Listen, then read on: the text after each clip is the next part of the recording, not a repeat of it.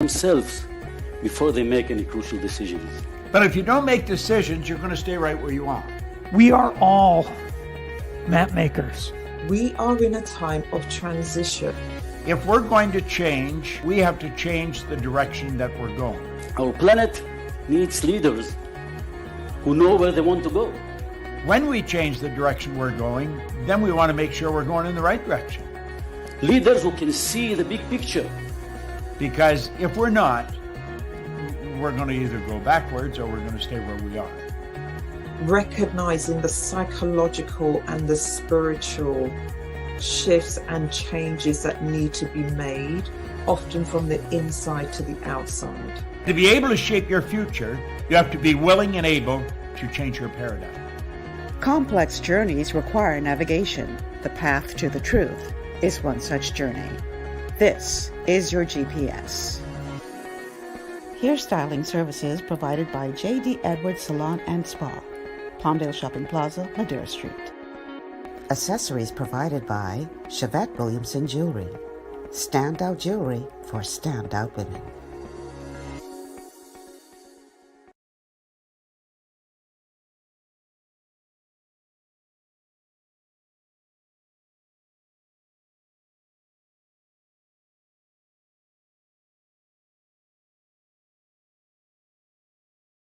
To be in your company today. Thank you so much for tuning in and making GPS a part of your afternoon. Now, if you have been in the Bahamas for any length of time, you know what today represents.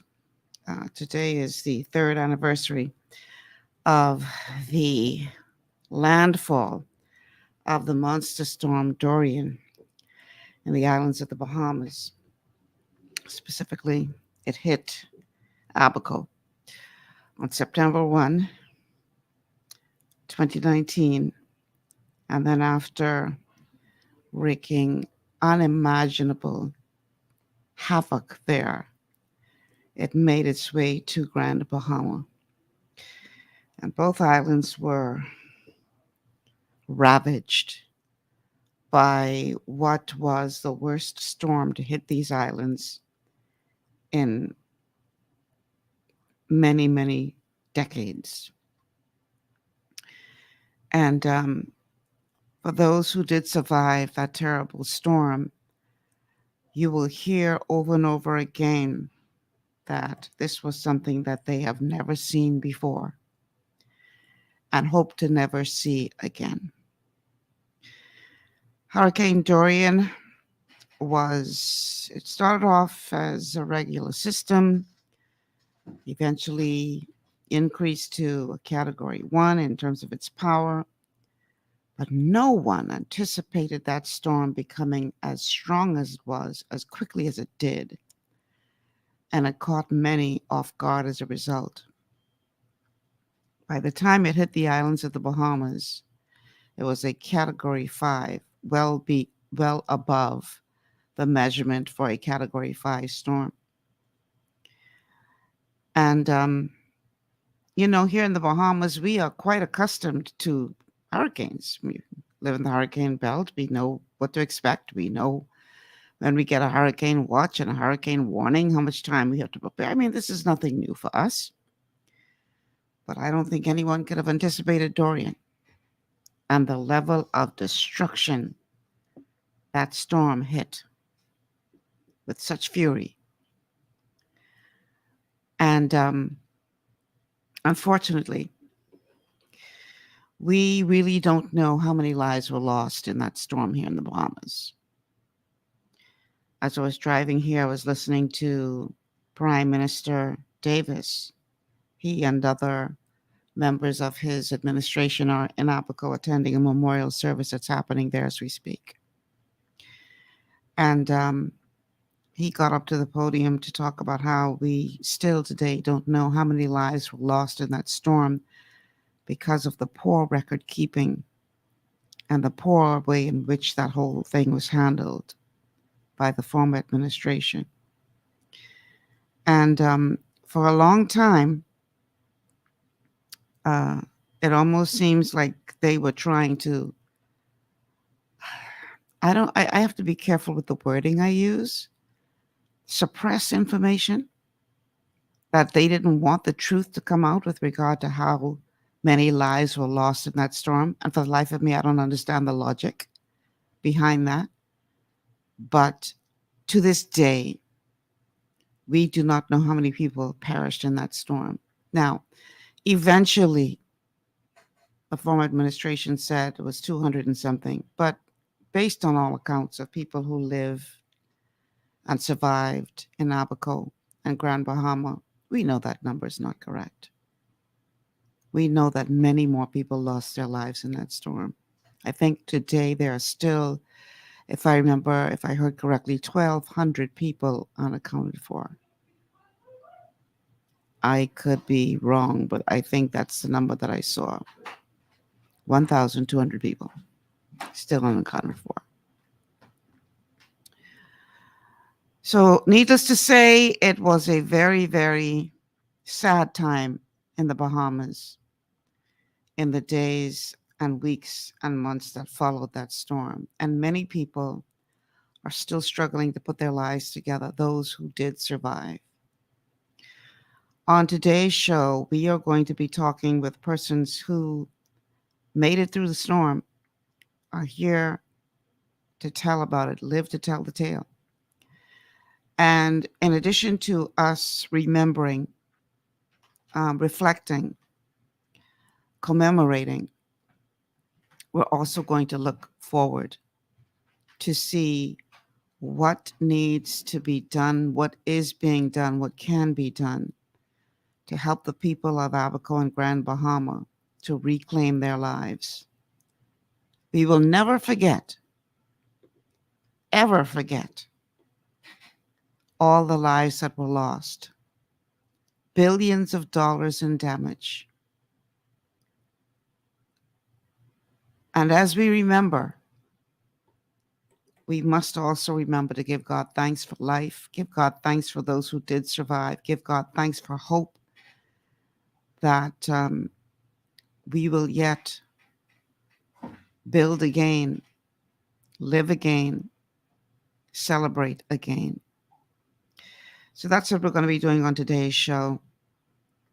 We are reflecting, we're remembering, but we are also looking to the future. And I have some persons who have joined me from Abaco. And the first is Daphne de Gregory Malis. Daphne and her husband own Abaco Neem. And together with her husband, they the operators of the Abaco Neem farm. She's a licensed real estate agent with Dunmore Realty. She served as director on the Abaco Chamber of Commerce board for many years and is currently serving as its president. Daphne, welcome to GPS. Is she in? Oh, you have to unmute your microphone, Daphne. I'm being told. There we Hi. go. Okay. Hello, Michelle. Thank How you are for you? having the program today. Well, It's been a thank you. while. Long time no see. Yes, too long. Yes, agreed. Also joining us on the program is Dr. George Charity. He's the medical director of Integrated Medical Center, one of the leading private medical clinics in Abaco, and he's also a Dorian survivor. Dr. Charity, welcome for the first time to Thank you.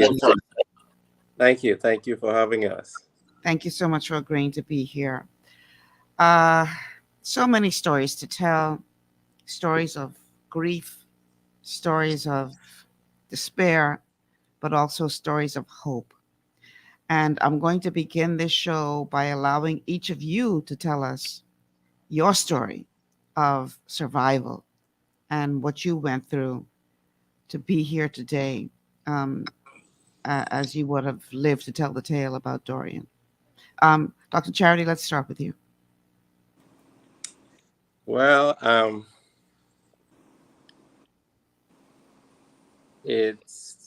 mean,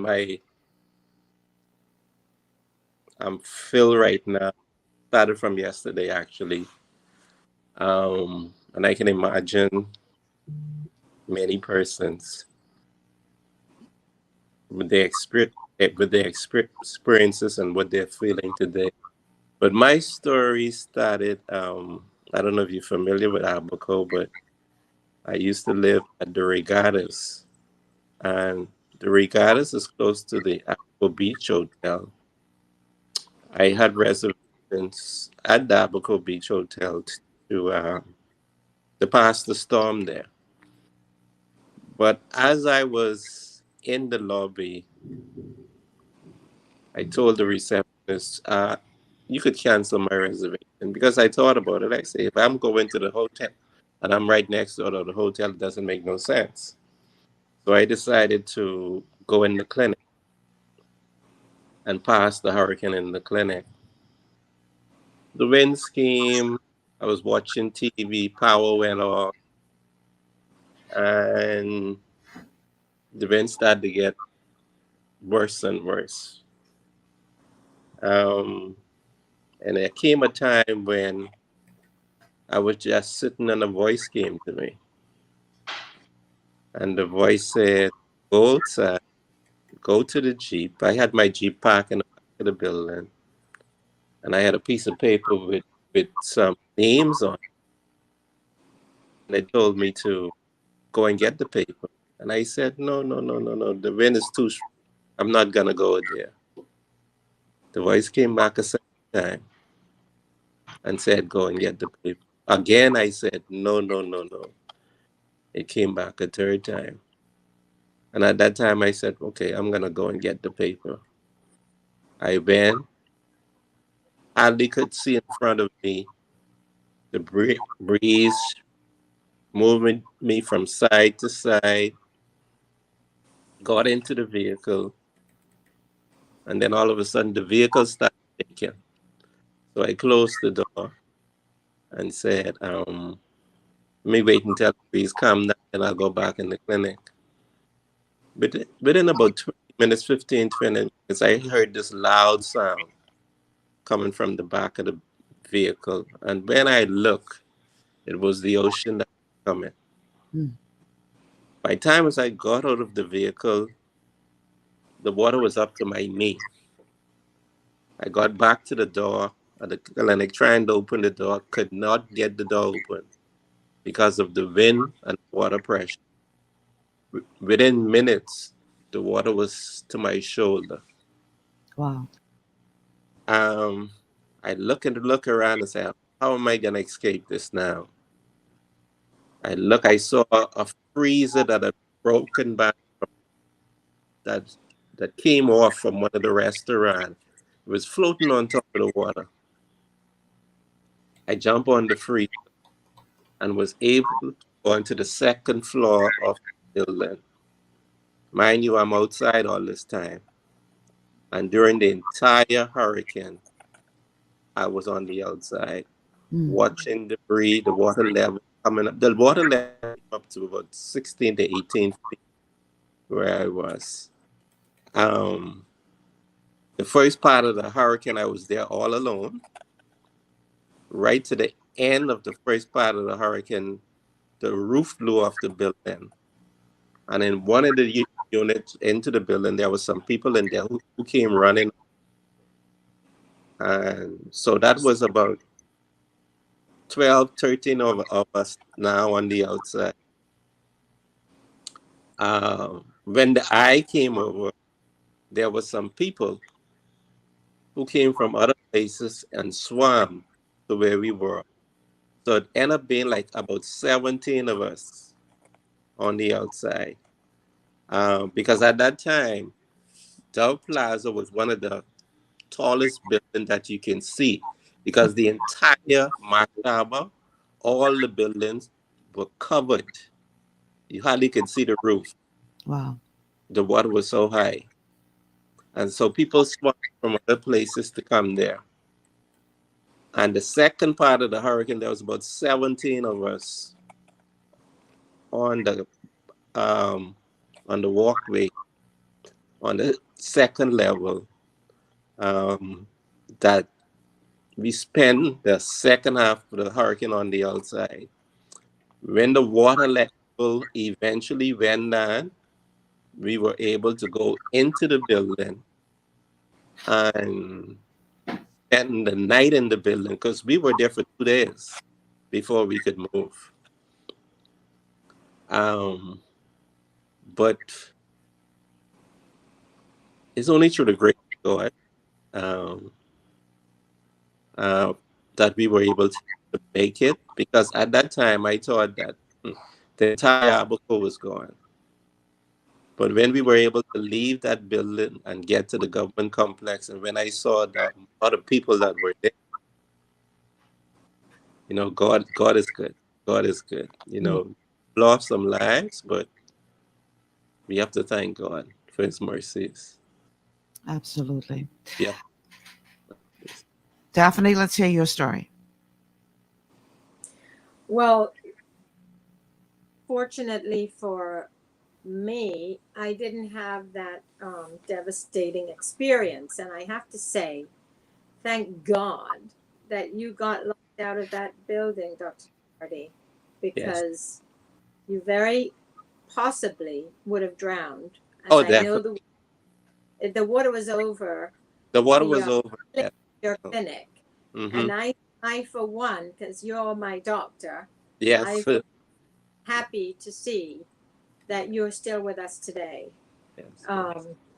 We're very saddened by the lives that were lost, but as Dr. Charity pointed out, many more could have easily been lost if it weren't for the grace of God. Mm-hmm.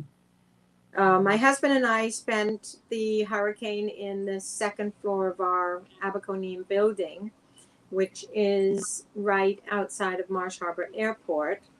And we were very fortunate.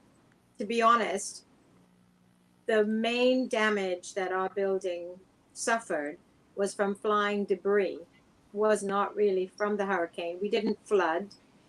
Back in the day when my husband built that building, he was smart enough to raise the level of the ground by, I think, about five, couple of feet. I don't know. But it says it has never flooded. And in that case, in the case of Dorian, it never flooded. We had suffered water damage as a result of damage to our roof. But on our second floor, that we have 2 glass doors that are hurricane resistant doors. So we didn't put shutters on those.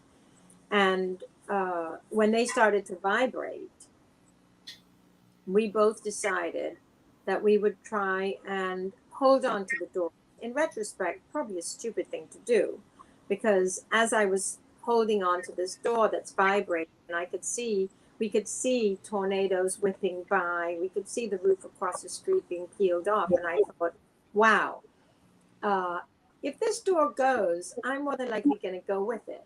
So I was in my mind planning my escape. We had already packed our bags with valuables, and we had an escape plan in place.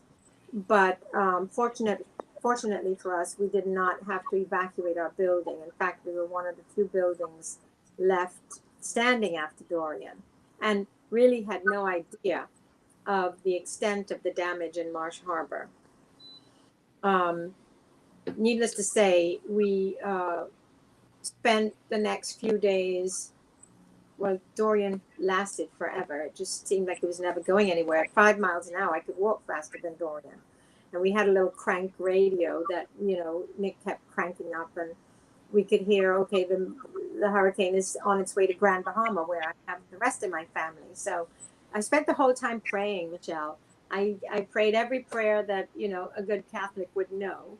Yeah. And then mixing them up, and then making my own up, and they just got louder and louder because it sounded like a train track. That's going what I by. keep hearing. This train. Yeah. Yeah. I have a recording of the rain, which I can't even bear to listen to. It was just so powerful, so strong, Yeah. But as soon as we were able to get out of the building, like 4 5 days later, the roads were still flooded. Nick drove to the farm, and where we're totally off grid, and the water was still coming up through the door of the truck. His boots were soaked from the level of flooding days after Dorian. Yeah. But fortunately, we didn't suffer too much damage on the farm, and we were able to move there, where we had, well water, and thank God for solar power. We had power and we had water, and we suffered quite a bit of guilt for having these amenities that others were not able to enjoy. So, Well, I have to tell you. I'm sorry. Go ahead. No, our story is a much better story than that of Dr. Charity, for sure, and many others. I have to tell you, and also joining us on the broadcast today is Abaco resident Crystal Williams. Crystal, welcome to the show. Thank you for having me, Michelle. Thank you so much for being here. We're talking about reflecting on living through Dorian. And in addition to reflecting and remembering those that were lost in the storm, we're also looking forward to how to rebuild, how to get Abaco and Grand Bahama back to levels that they were prior to the storm and even beyond. And I have to tell you, I had an opportunity to visit Abaco. I think it was about 3 weeks after the storm had passed, 2.5, 3 weeks, because the reigning Miss Bahamas World at the time, Naya Bandelair, did for her Duty with the Purpose project fundraising for students who had been impacted by the storm. She also did quite a bit of volunteering. And we had an opportunity to hike a ride on a charter plane just so we could go and see the damage firsthand for ourselves. And let me tell you something. I am a former journalist. I did 20 years at the Broadcasting Corporation of the Bahamas as a journalist, a reporter. And I have seen a lot of things in that amount of time. Nothing could have prepared me for what I saw when we hit the ground in Abaco. Nothing. We heard all of the stories. We heard, we saw the videos that people were sending from Abaco, but nothing could have prepared me for seeing that. And this was 3 weeks later, after they would have had a chance to do some cleaning up and starting to, try to. This wasn't right after. Mm-hmm. Mm-hmm. 3 weeks later. Nothing could have prepared me for what I saw. It was like the place had been hit by an atomic bomb. That's right. And when I saw the 40-foot trailers that was supposed to be on the dock in people's house, way inland, I'm thinking, what the hell happened here? I have to say, Daphne, when we passed the Abaco name building, I was like, wow, your building, I couldn't believe it because all of the buildings around you were like torn up. And I said, boy, whoever owned that, they blessed. And they said, that's Abaco name. I said, oh, I know, Daphne. So y'all were truly blessed because everything around y'all was torn up. And that building seemed to be the only thing standing in that area. But nothing could have prepared me for that. We were driven around by the Defense Force and the police, and, they were taking us to the various areas so we could, assess the damage with those. I was there with Pastor Ellison Greenslade from Bible Truth Ministries, and I forget who else was on the flight. And then there were certain areas where we were driving, and the Defense Force officer would say, okay, you need to cover your nose and your mouth because it's bad in this area. And the stench of death would knock you over. I have never seen anything like that in my life. Michelle, know, I'll give you a little bit of history too. Um, I I used to be a manager, and I've worked with many international disasters through the Red Cross, both in the U.S., the Caribbean, Haiti. I've seen earthquake. I've seen tornadoes. Uh, nothing, nothing compared to Dorian. Um, you couldn't have been prepared for Dorian, no matter all your preparedness. However, you could minimize some of the items that happened, but there's no way you could have been prepared for it. I had some doctors who came like 6 weeks after Dorian. They came from New Orleans to assist, to give us some help.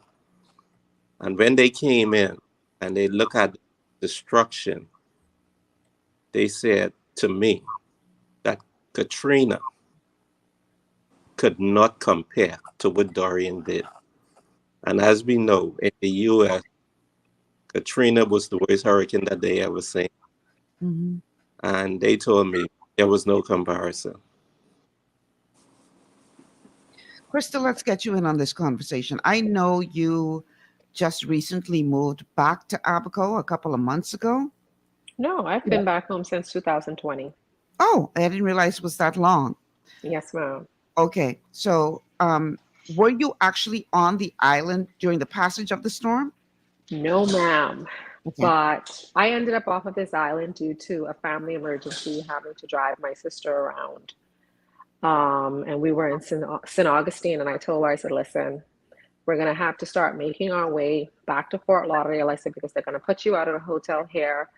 And, you know, we just need to make our way back to Fort Lauderdale, because the first thing, Pippin, I need to be able to get off this rock because my kids are here. Working my way down, I want to say I passed about 300 utility trucks that were heading from upstate down to Miami to be prepared for the storm. And when we got to the airport, Bahamas Air had canceled their Fort Lauderdale flight. They had canceled their Miami flight. So we had to end up chartering a flight to get into Nassau. I would have then had a charter that I was supposed to get on another charter and straight into Abaco. Unfortunately, because our flight was kind of delayed, he went ahead of us. And I'm talking about they're buzzing different places that I would have told them. And he said to me, he said, are you ready for this? I said, go ahead. He said, your house is completely gone. I said, well, I'm not worried about my house. I said, because no one's at my house. I said, but did you buzz the next location I told you? He said, yeah, the roof is off of that. We buzzed about 4 times and no one came out. So of course I'm worried about my mom, but you always have that feeling of you catch it in your bones first when something's wrong or when you were supposed to do something else. And I didn't get that. So he said to me, he said, do you think they're alive? I said, buddy, everything that God has brought me through, God would not give me this victory to allow me to suffer this as a loss. So got in Nassau, and the very next day I was able to get a charter to come to Abaco. I was one of the first flights to land on the ground. And I'll never forget the way that people looked at me.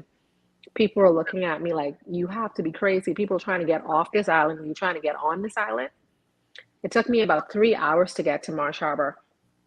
But the feeling that I felt when I saw my mom, my kids, my grandma, my aunts, it was just an amazing feeling.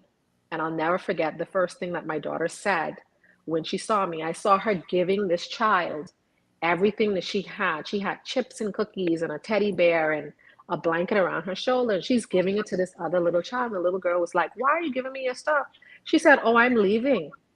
So she said, well, how do you know you're leaving? She said, because my mommy always has a plan. So when I got to her, I said, baby, I said, why you give the little girl all your stuff? She said, oh, she's going to need it. I said, will make you feel like you're not staying. She said, no, because you always have a plan.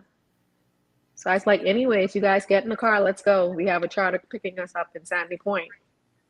getting to Sandy Point was another, I want to say 2.5 hours together because of flood waters, and you had to drive extremely slow. And when I got to that airport and reality starts hitting home, because you're starting to run into people that you see every day, persons that I went to school with, that I graduated with, and either they're missing members of their family or it's just some type of chaos going off. And it's the first time I ever begged people for anything. I started calling clients that I knew had planes. And the one thing that they said to me is that we need coordinates. And I've never had to done coordinates in my life. So I reached out to my little sister, and at the time, her ex-boyfriend, who's also a pilot, I reached out to them, and they're giving me the coordinates to give persons to be able to fly in. And you just saw where everybody just started networking and working together. And even though it was a chaotic time, you saw where so many people had so much faith in God. Mm-hmm. So many people were grateful to just be alive. Mm-hmm. But the one thing that I saw was brokenness. Like, so many people lost their pride and so many people lost their dignity. And I think the most hurting part for me was a gentleman that I know very, very well. He would have lost his child. He had him in his arms and he lost his child. And he's like, Crystal, I just need my family to get to Nassau. I can't leave because of the possibility of me being able to find my son. I'm not going to go right now, but I just need my wife and my other kids to get to Nassau. That did something to me. It felt as if somebody took something that belonged to me that I would never get back. Wow. We're going to take a break. On the other side of the break, we're going to hear from more stories from people who actually survived the storm, both in Abaco and in Grand Bahama. And we have to talk about the mental anguish, because mental health has to be a very important part of the way forward. Yes. People are so traumatized over what took place 3 years ago. We have to talk about that. And we will also talk about efforts to rebuild and the resilience as just described by Crystal, of the people of Abaco and Grand Bahama. There's still hope. We'll be back after these words from our sponsors. Understanding your microbiome, also known as your gut ecosystem, can change everything you thought you knew about nutrition, digestion, immunity, and metabolism. Keeping your gut ecosystem healthy and balanced is essential. Ultimate Microbiome by Longevity was specifically formulated to optimize this ecosystem. It provides the advanced support your gut needs through prebiotic, probiotic, and postbiotic supplementation. Our unique blend of probiotics includes Lactobacillus and Plantarum, healthy bacteria that can help prevent harmful bacteria from taking over your gut. Increasing your gut's population of beneficial bacteria creates a more balanced gut microbiome, which has been shown to aid in weight loss, skin health, sleep, mood, and may even help with seasonal allergies. Ultimate Microbiome also promotes the production of postbiotics. Postbiotics are key to help regulate your gastrointestinal health. To enhance digestion, Digizyme Multi-Enzyme Complex, a blend of 5 specific enzymes, has been added to Ultimate Microbiome. It can help break down food so your body can better absorb nutrients. Plus, we've added our proprietary I-26 Hyperimmune Egg Powder to aid in the elimination of disease-causing gut bacteria and help your body balance its immune response. Ultimate Microbiome, the scientific, proprietary, and holistic approach to gut health that helps optimize your body's entire gut ecosystem. To learn more, contact your Longevity associate. Welcome to Sunshine Auto, the hardest place on the planet for a rims, paint, and tires. We are your auto superstore for rims, Lexani, Azaras, Trueform, Western, Lux, Fuel, Tracklight, Tough, Rough Racing, Velocity, Mud, All-Terrain, and low-profile tires, cars, homes, and commercial window tinting. At Sunshine Auto, we put God first and customer is king. Blessed love. To stay healthy, it's crucial to make sure you get the nutrition you need every day. But it's difficult to get all your recommended vitamins and minerals from food alone. Even in the United States, 94% of people are deficient in at least one nutrient. Beyond Tangy Tangerine 2.0 by Youngevity is a simple, convenient, and affordable way to help your body get the essential nutrients it needs. It's an advanced plant-driven multivitamin mineral complex that contains certified organic whole foods, trace minerals, and antioxidants. BTT 2.0 supports your body's natural defense system with a proprietary blend of energy-boosting and body-loving nutrients, plus prebiotics, probiotics, amino acids, and enzymes that support digestion. With an unusually high ORAC score of 8,000, you get even more antioxidants to help combat free radicals that can cause damage to your cells. But to get the most benefit and value from any multivitamin, your body must be able to break down the nutrients so you can fully absorb them. Otherwise, they'll just pass through your system without doing any good. Beyond Tangy Tangerine 2.0 was specially formulated with synergizing cofactors to ensure you get maximum nutrient absorption. Beyond Tangy Tangerine 2.0 is the easiest way to give your body the balance and complete daily vitamin mineral supplement it needs for optimal support of your overall health. To learn more, contact your Youngevity associate. This portion of GPS is brought to you by Tiki Bikini Hut at Junkanoo Beach. Great food, cool tropical drinks, and family fun in the sun. We are back. Welcome back to GPS Global Paradigm Shift on Global 99.5 FM. Michelle Malcolm here in your company, along with my guests today, Daphne de Gregory Mayolis, Crystal Williams, and Dr. George Charity. We're talking about this being the third anniversary of the landfall of Dorian, that monster in the islands of the Bahamas. As we all know, the two islands impacted in the Bahamian chain of islands were Abaco and Grand Bahama. And the level of destruction that had been done there is unfathomable. I remember when I got back to Nassau because it was just a quick trip in. We were there for a couple of hours on the ground, and then we came back to Nassau. And it just so happens that I had a business meeting that very evening. And they asked me to do the opening prayer of the meeting. And as I started to say that prayer, that's when it just overwhelmed me, what I had seen. And I just wept, because as bad as it was in Abaco and Grand Bahama, I thought to myself, my God, if that storm had hit New Providence, there's no way we would have been able to make it through that. And it was overwhelming. And like I said, I've seen a lot in my years as a broadcast journalist, but that sight is something I don't think I will ever forget. And I didn't even live through it. So imagine those that did.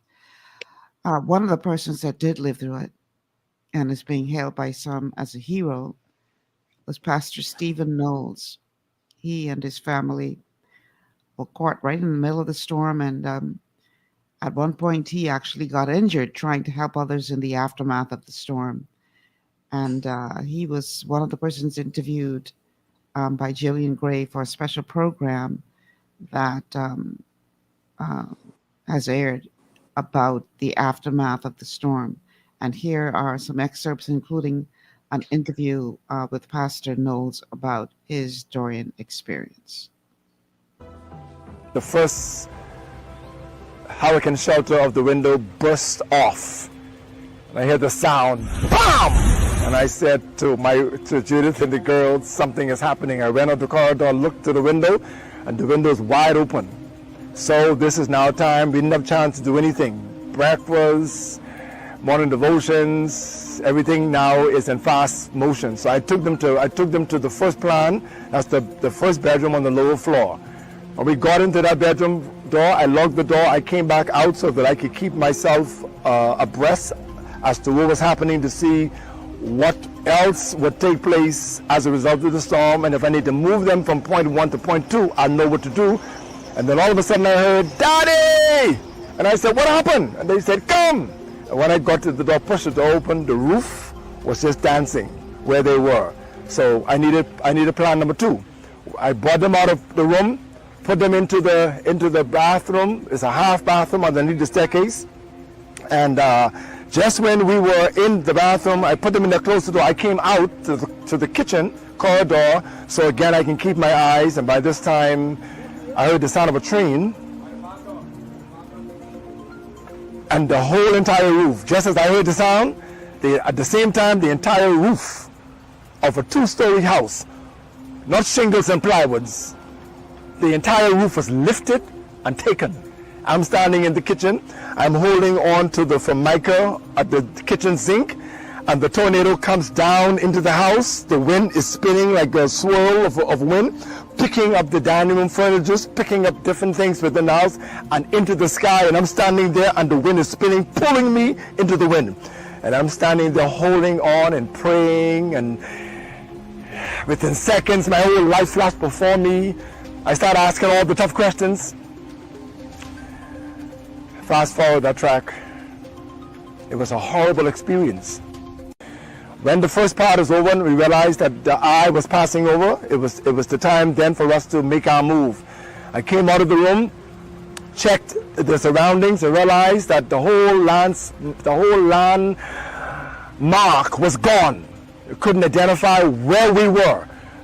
All the houses in the Mandapiece was just ocean. Ocean was everywhere. By this time, I can see the flapping of either person struggling. It looked like a tail of a shark caught up in the wave that was coming in.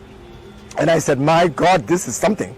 But I knew that we only had a couple moments to get to another place. So I took my family, went through a window, the back window, up the hill, the backyard of a neighbor, and found more than 40 persons also on this hill trapped with nowhere else to run.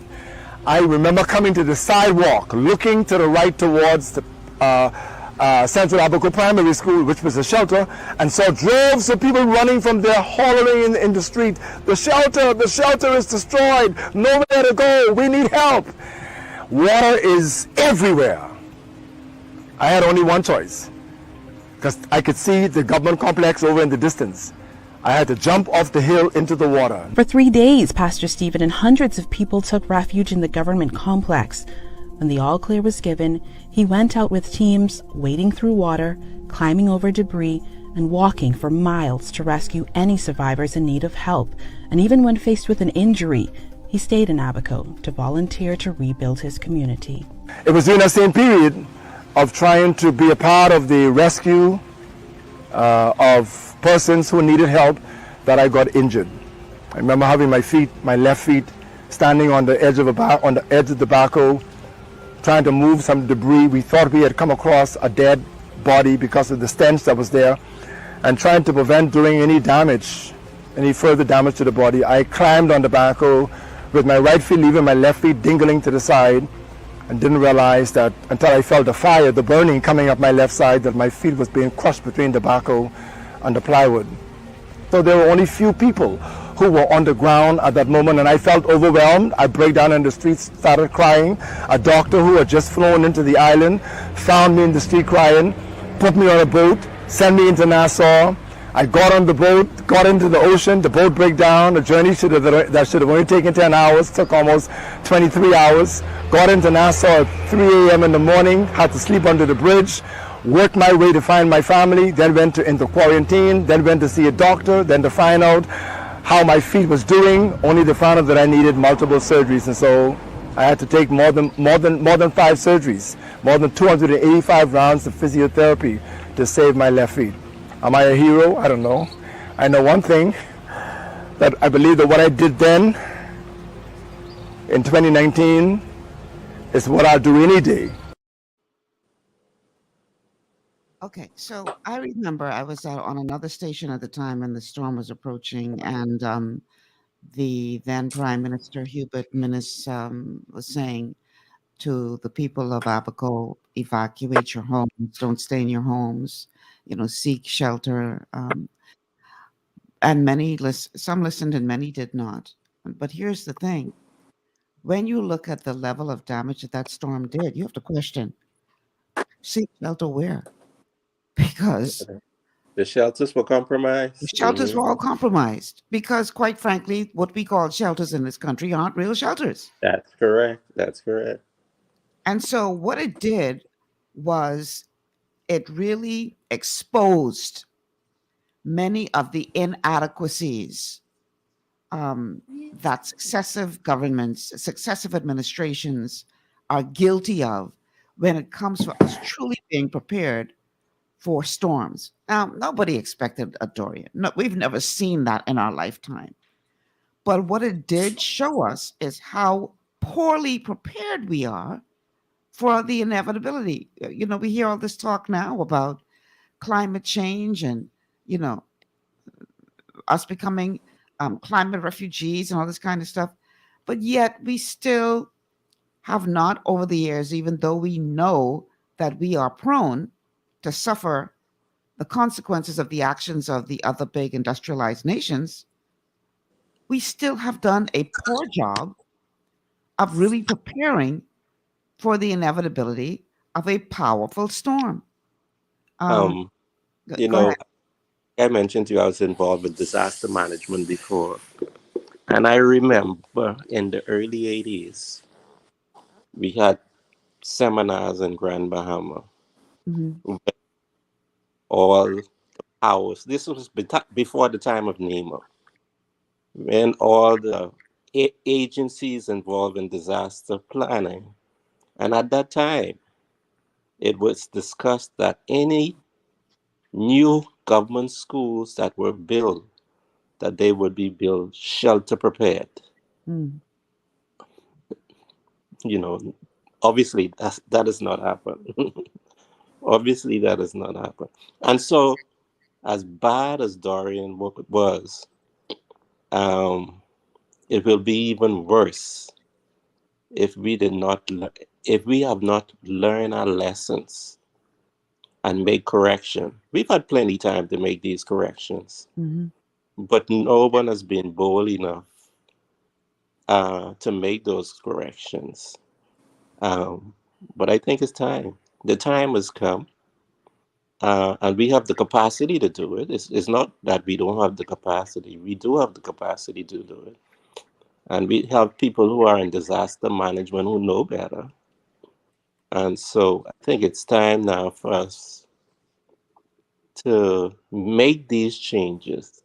Because if another Dorian happen right now, it's sad to say, it might be even worse. Mm. It might be even worse because how we learn our lesson from it. People are talking, but nothing has been done. Mm. Nothing has been done to show that we have learned lessons from it. Um, we have repaired some of the schools, which apparently are still going to be shelters. Are they ready? No, they're not ready. They're not ready. And so we have to make that decision as a nation and start to make these changes now because with the change in the conditions in the weather and the climate changes, we anticipate to have hurricanes almost just as strong or even stronger than Dorian sometime. Mm. And so we definitely have all authorities have to come together and plan. It might have been done, but I'm in Abaco. I haven't heard anyone come and have a community meeting and say, listen, what did we learn from Dorian? What are the mistakes that we made during Dorian? What are some of the changes that we can make if Dorian happens again, that we wouldn't experience the same thing? Mm-hmm. And it's 3 years later. Mm. Now, in all fairness, I can let you start right now, Daphne. In all fairness, they may argue that Well, the reason why that couldn't happen is because of COVID. But go ahead, Daphne. Let's hear what you have to say. Well, I just want to say that it's 3 years later, and we're still at the point where, for instance, the DRA are now just announcing yesterday a rebuild, or no, a closing up of some of the houses that have still not been addressed. Okay? We've got to get past this point of pointing fingers, passing blame, using buzzwords, climate change, all these things. We need to get down to basics. And like Dr. Charity said, there has been no community engagement.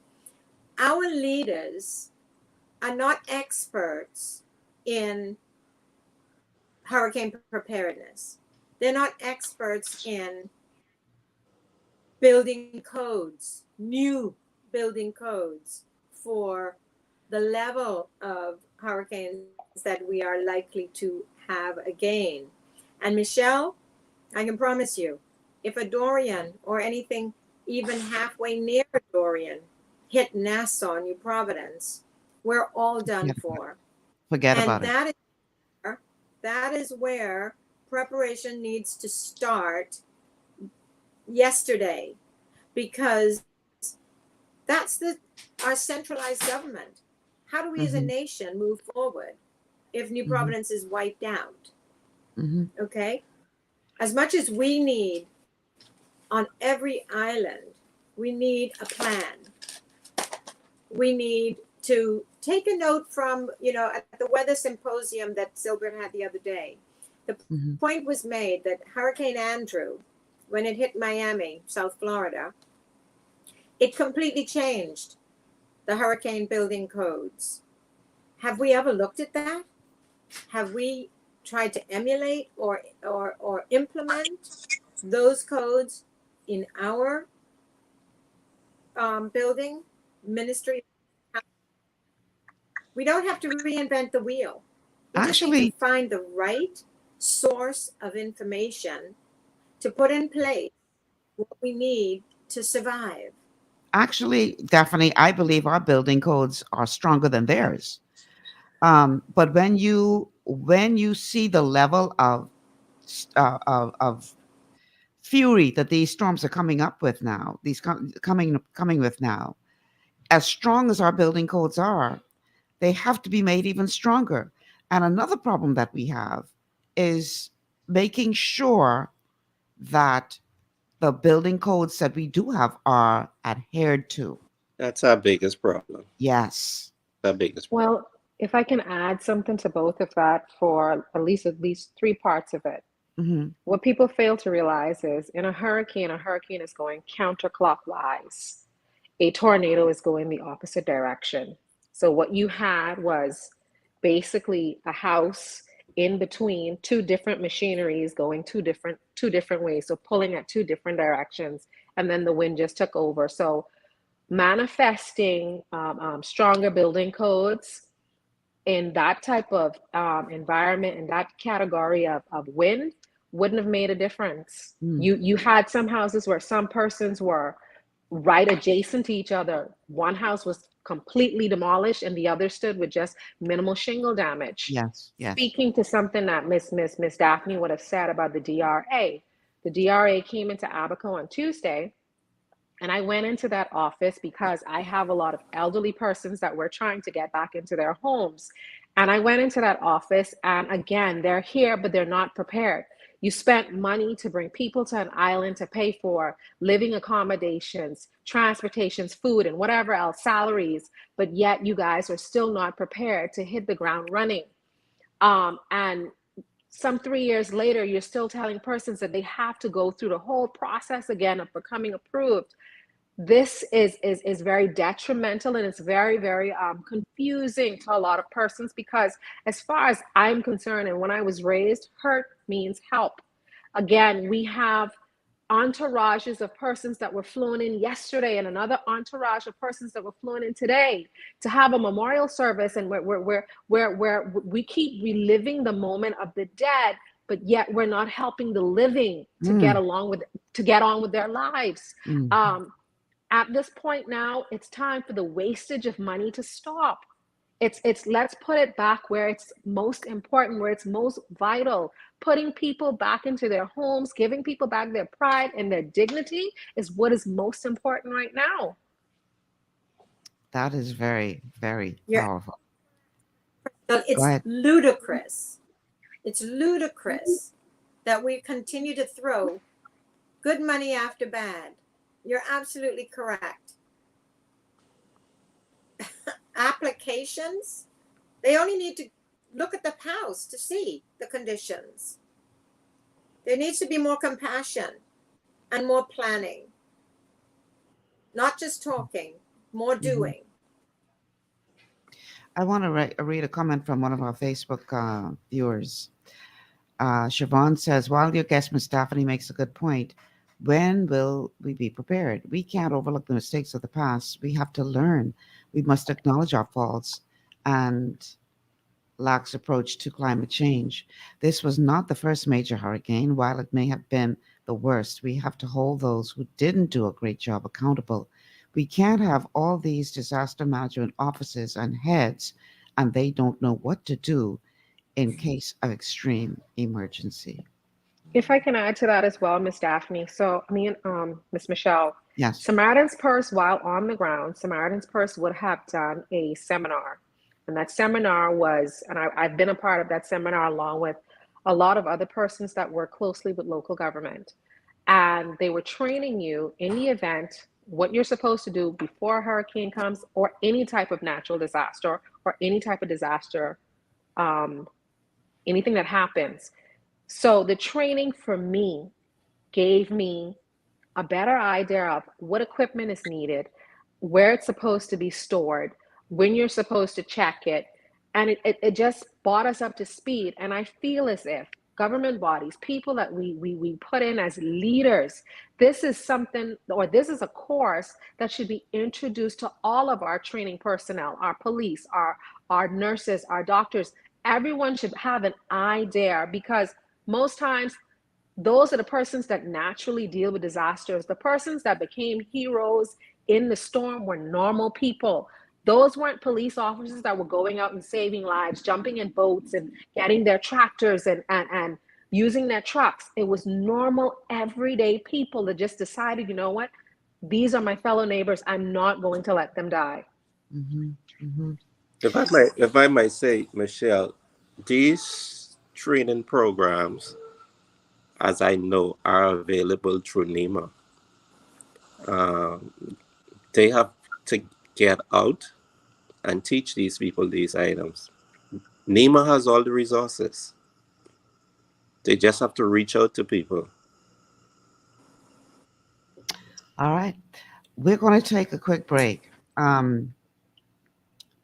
The numbers to call, 3260271, 3260271, 3260272, 3260272, and the WhatsApp line to send us a text message only is 8010271, 8010271. We'll be back, and when we come back, we're going to spend some time hearing from persons who endured in Grand Bahama, and then we're going to look at the way forward. Stay with us. Your body's immune system is under constant pressure from things like stress, lack of exercise, and toxins in the environment. It's crucial to be proactive and support your immune system with the nutrients it needs to function effectively. But it's often hard to get these nutrients from food alone. Introducing fast-acting Zinc Plus Immune Support by Longevity. Unlike zinc-only supplements, Zinc Plus Immune Support builds on the proven power of zinc and adds complementary nutrients to give your immune system extra support. Vitamin D helps balance the effects of zinc, while our proprietary blend of natural fruit and root extracts provides the extra help your immune system needs to work against daily stressors. And we've included Longevity's exclusive plant-derived minerals to give your body the minerals it needs but can't get from food alone. And because Zinc Plus Immune Support is delivered in a great-tasting, sugar-free, berry-flavored lozenge, it encourages quicker absorption of all these nutrients into your body. Zinc Plus Immune Support. Zinc plus the extra support your body needs to promote a healthy immune system.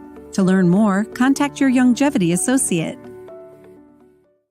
Welcome to Sunshine Auto, the hardest place on the planet for rims, paints, and tires. We are your auto superstore for rims, Lexani, Azaras, Trueform, Western, Lux, Fuel, Trackline, Tough, Rough Racing, Velocity, Mud, All-Terrain, and low-profile tires. Cars, homes, and commercial window tinting. At Sunshine Auto, we put God first and customer is king. Blessed love.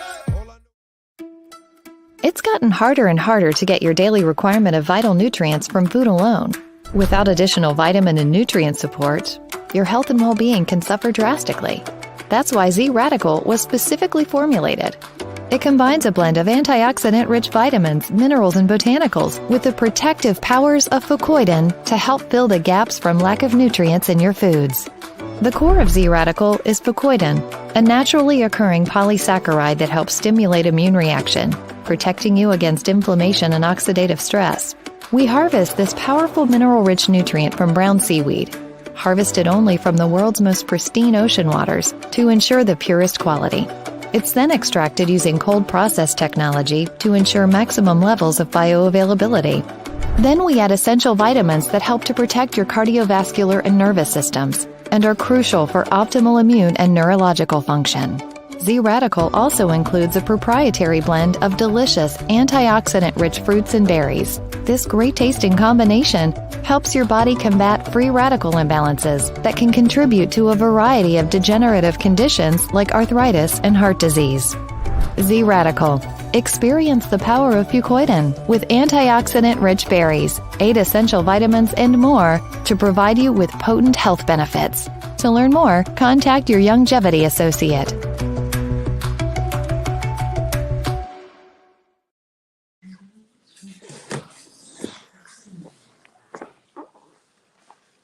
Welcome back to GPS Global Paradigm Shift on Global 99.5 FM. Michelle Malcolm here, along with my guest today, Daphne de Gregory Mayolis, Crystal Williams, and Dr. George Gravity. And we're here talking about the remembrance of the landfall of Hurricane Dorian on the islands of Abaco and Grand Bahama, and paying respect to those who lost so much during that tragic storm, as well as looking forward to rebuilding and rebuilding lives and rebuilding businesses and just celebrating life and thanking God for his grace and mercy to allow anyone to survive that storm. Let me tell you, it was pretty bad.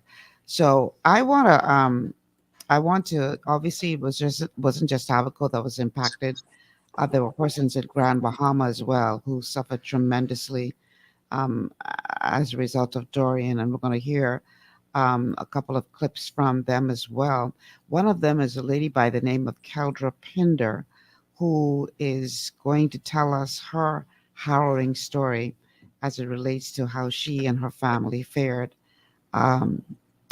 in Dorian.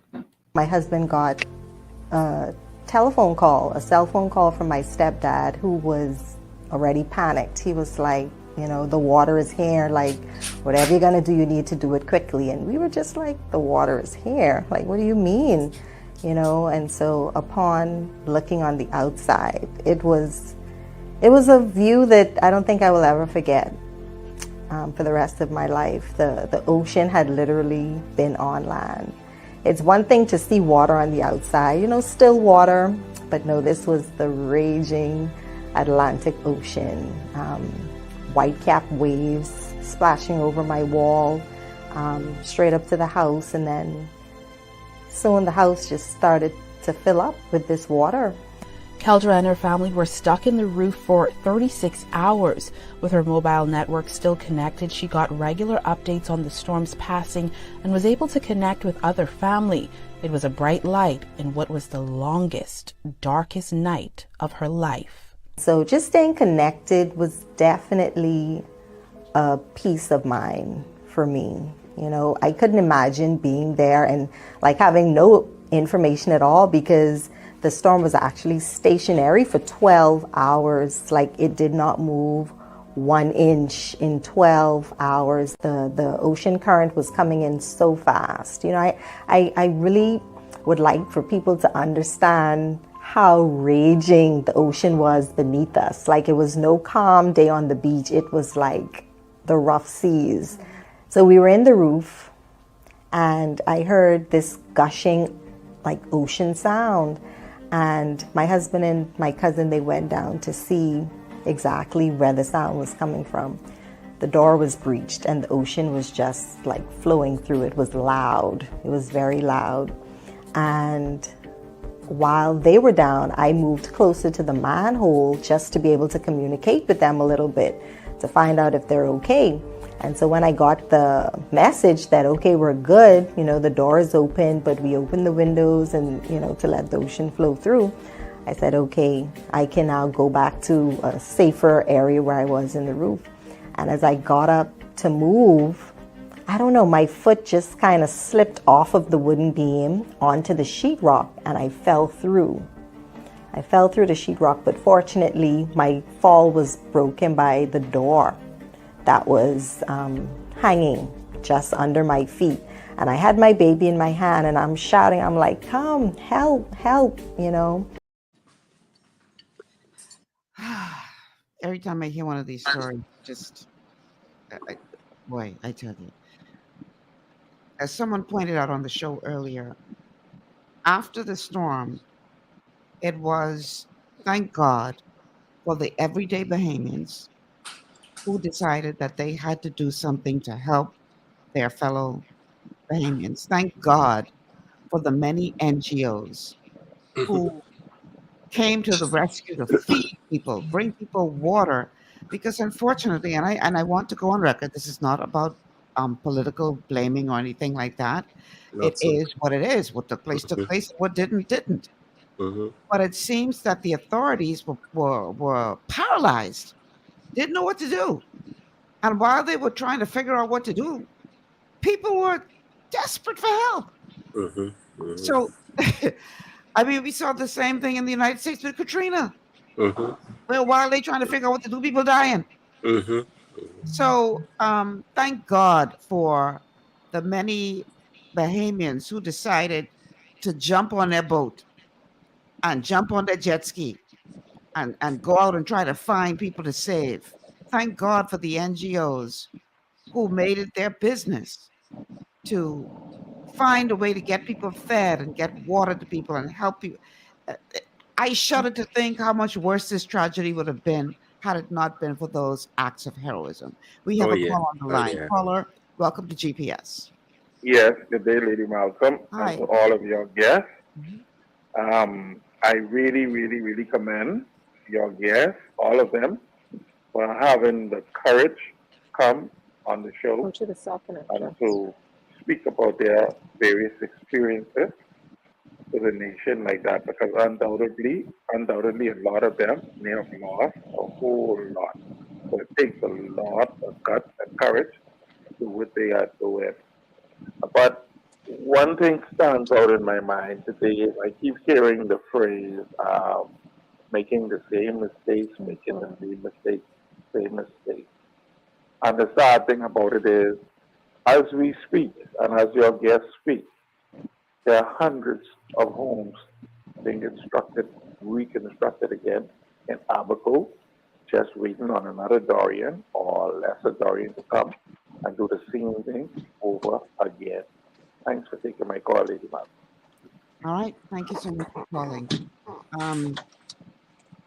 What are your thoughts on that, panel, with regard to us saying that we have to change and we have to do better, but allowing the same type of behavior to continue, as if we haven't learned anything from the experience? What are your thoughts on that?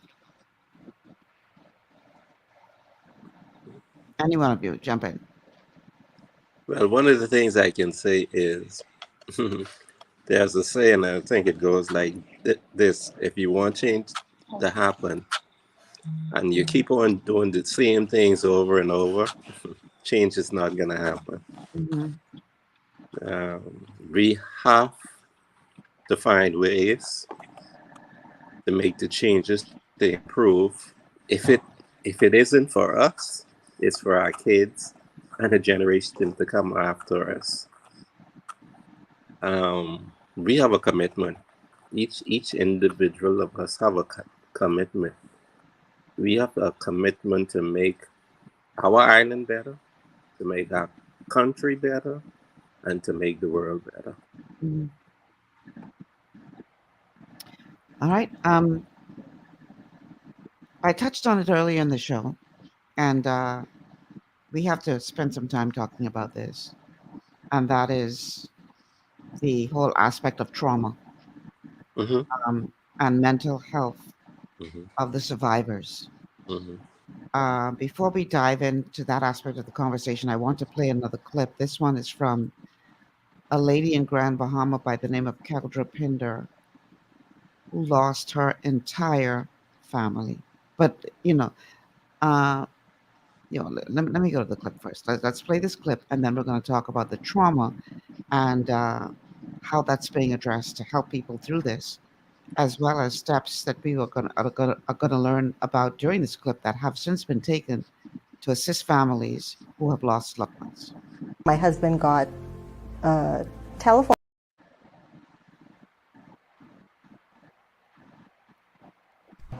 I lost all three of my children and my husband. And I was missing for about 3 days. This 20-minute documentary detailing her struggle for closure after losing her husband and 3 children became a rallying cry for all those battling the same situation. With no remains, getting a death certificate and closure was a daily, agonizing open wound.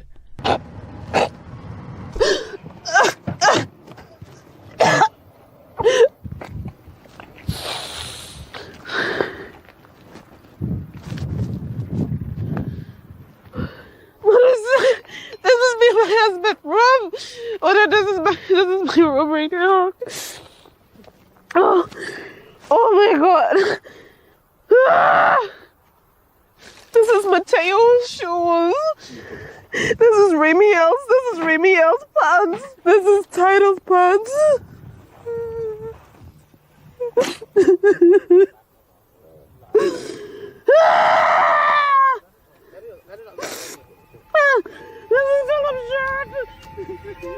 Today, Baronet is finally seeing the sun after that dark cloud. An amendment to the Evidence Act is causing her to finally get closure for her family. 2 years have passed, and this is specific for me. This is a Dorian issue now for me, and the 2 years has passed, so this takes effect today. So persons, once the law is passed, I can move on in terms of not having to fight people. I can be within myself, and I could take care of me now in terms of mentally and understanding that it's soon going to be time for you to grieve. Like, I haven't grieved properly yet for my family. I haven't done that yet because I was so busy being in your face and everybody else's face and trying to keep my family alive. So it's now more of me taking care of me. And I know for others, it's like taking care of them and understanding, listen, your loved one is gone. It's now time to take care of you. The fight, one part of the fight is over with. You have the government support. You have a lot of people that supporting you. So it's time to take whatever you've gotten from them and move forward in the best way you know how to. The Evidence Amendment Number 2 Bill 2022 inserts a new section, 93A, into Chapter 65 of the Evidence Act. The new section reads, presumption of death where person disappeared in circumstances of peril where any person is proved to have disappeared in circumstances of peril and the person has not been heard from for 2 years or more since the disappearance, and after proper inquiry made or on behalf of those who naturally would have heard from them, or for the person if they had been alive, the court shall presume, until the contrary is shown, that the person is dead, and the court in such a case may presume the time of death of that person to be the date of peril. For the purpose of this section, circumstances of peril includes a natural disaster, such as a hurricane. I've never seen something like this happen. I've never seen it, not in the Bahamas. I've never seen it. If it has, I'm not aware of it. But the confidence level that I have in this administration, I mean, it's on an all-time high, and I want you guys to keep it there. I want you to keep it there because I'm expecting greater things than what you've done yesterday. If you could actually pass a law like this, which persons were saying, I went to lawyers upon lawyers, and they're saying that's law. That's law. There's nothing that I can do. That is law. It's 7 years. To witness 7 years turning into 2 years? Where's that? I mean, this law here has been amended. I mean, there's a lot of things that you guys can do. A lot of things.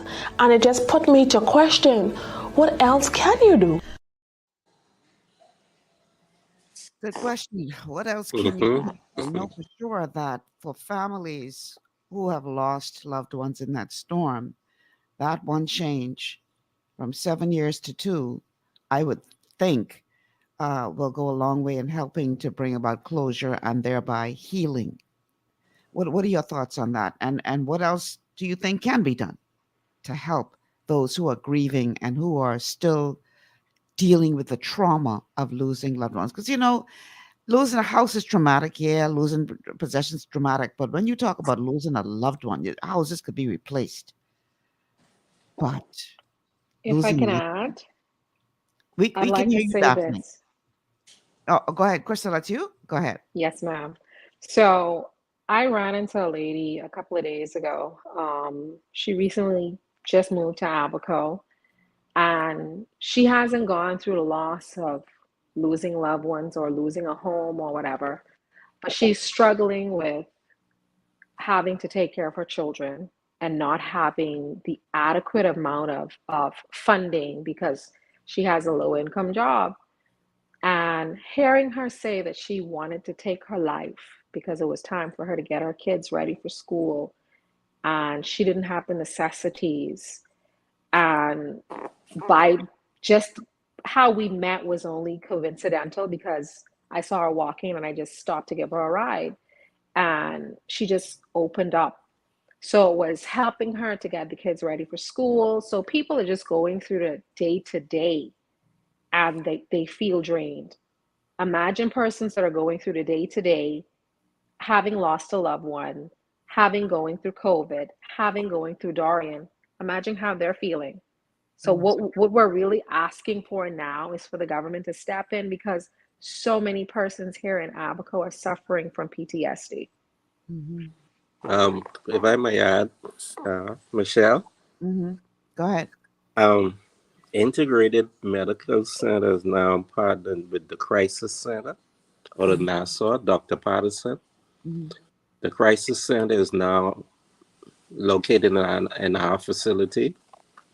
So Crystal, that person, you could have her come into the office tomorrow.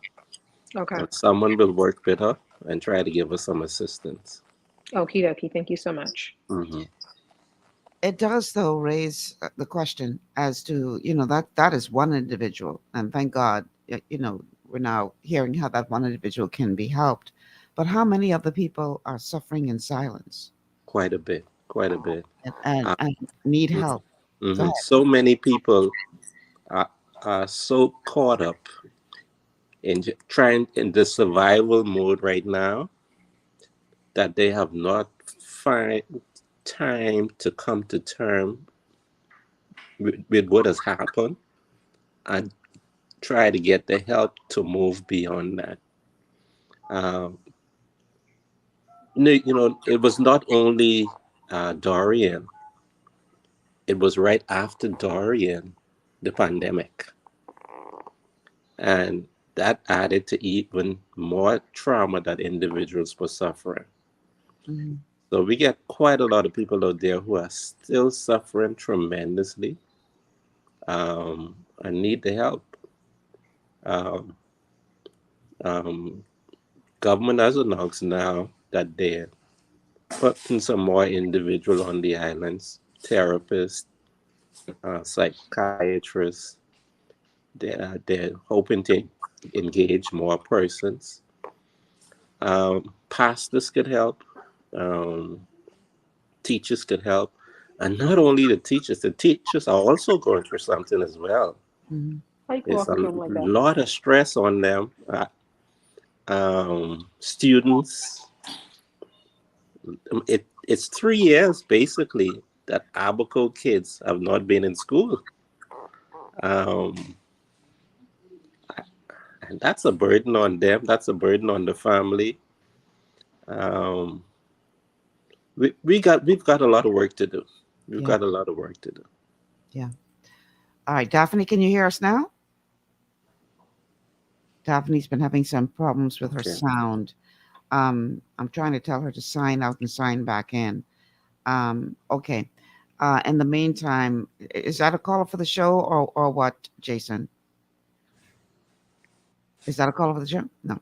All right. Numbers to call 3260271, 3260271, 3260272, 3260272, and the WhatsApp line 8010271, 8010271. I want to read a couple of, let's see what she says here. She says she needs the tab that says tap the sound. I'm not sure what that means. Okay, let me tell her to sign out. I had it earlier, and once I signed out and signed back in, the sound came back. Yeah, I'm letting her know to do the same thing. And if I can add something, Michelle, Yes, go ahead. a lot of people are suffering mostly because of pride, because people want help, but they don't want it to be publicized. They don't want to feel degraded or belittled because they need help. And them needing help isn't because of something that they did. They're needing help because it's not because of a failure. I made a poor decision and now I'm a failure. They need help because something happened beyond their control. And people don't want to feel downgraded or as if it's done for a photo op. That's a very powerful point. Mm-hmm. Sensitivity in this whole issue. We have to have sensitivity no matter what happens going forward. Are you encouraged by what you see happening from this administration as compared to the way it was handled before? So far, there have been some things I will clap for this administration, but then I will stand and I will still say boo for this administration as well, because the previous administration dropped the ball and they came in and they haven't picked the ball up as yet. The storm shelter that was supposed to be finished for 2021, the summer of 2021, is still not out of the ground as yet. And like I said, persons, you take over, and when you decided you were going to take over, you knew what you were coming into. So I felt as if they would have hit the ground running. Houses were built in Nassau when houses were needed. It was more urgent for Abaco. So some things I'm still baffled over, and then there are some things that I'm happy over. I'm happy that the 2 years act happened. I'm happy that they would have started issuing taxi plates to persons that were deserving of it. I'm happy that school is back up and open. But then again, here in Abaco, the children are challenged. ACH doesn't have the adequate teachers. When does our life start to get back on track? Doctor, what are your thoughts? I try not to get into the political area. Right. But there are challenges. There are challenges, definitely. There are some items that definitely have to be addressed. And what are, I mean, without getting political, just what are some of the things that you would like to see done? One, education. Two, we have to concentrate more on health. Um, and that health include psychological health as well. Mhm. And if we don't pay much attention to our kids, more attention to our kids, we in trouble. We Yeah. already in trouble, but more attention has to be paid to the kids. Because the thing is, they were traumatized just as much as the adults, Yes, but the yes, problem is they don't know how to communicate as effectively. yes. And they are manifesting some of this trauma through illness. Oh. I've seen kids where I just have to sit down and talk to them. I've seen adults, the same thing, where they come in, it's not medicine that they need someone to sit down and talk to them. Mm. Wow. Another major area that I feel needs to be touched, Miss Michelle, Mhm. is the duty free. Mm. Persons are looking for you to be able to put your life back together. What took you 20 to 25 years to accomplish, they want you to put back in 2 to 3 years when, number one, being in the construction industry, before a time you could give out a quote and you could say after 3 months the price would change. Mhm. Unfortunately, you can't do that anymore now because every day the cost of building materials are going up. Instead of going to the wholesalers, you're now trying to go to the manufacturers because of supply and demand. And then so many of the organizations are actually closing their doors. So it seems as if it's at a bidding frenzy with materials. Mhm. So the fact that the government expects every person to have already gotten their building materials on this island by December is impossible. It is impossible. And I feel as if it's adding a lot more unnecessary pressure and burden to persons that are already facing the hardships of going through Dorian, the hardship of not having a job right now, or dealing with COVID. I mean, especially when you consider that right after Dorian, we had COVID. Mm-hmm. So that made it difficult for people to continue to earn revenue, etc. It's not like it was normal times. So you have Yes, to take all yeah. that into consideration. Daphne, can you hear us now? Yeah, I'm back on. Sorry, I lost sound for quite a while, so I don't know what was said. But Crystal, I'm glad you brought up the point of the taxation. The chamber has been actively trying to encourage government to continue the SARS order for another 2 years. Reality is we only really had 6 months of true exemptions. COVID shut everything down, and like you said, the supply chain has been limited. We need another minimum of 2 years for those exemptions to be extended. Absolutely, it In will all, sorry, go affect ahead. and it will slow down the redevelopment of Abaco. We are a devastated island. Cannot In all rebuild the government's time frame. Mhm. in all honesty, I will say minimum of 3 years. And the reason why I would say minimum of 3 years, windows, doors, anything on the inside, back orders, anything that you're putting in, I'm getting a 6 to 8 months window of just waiting.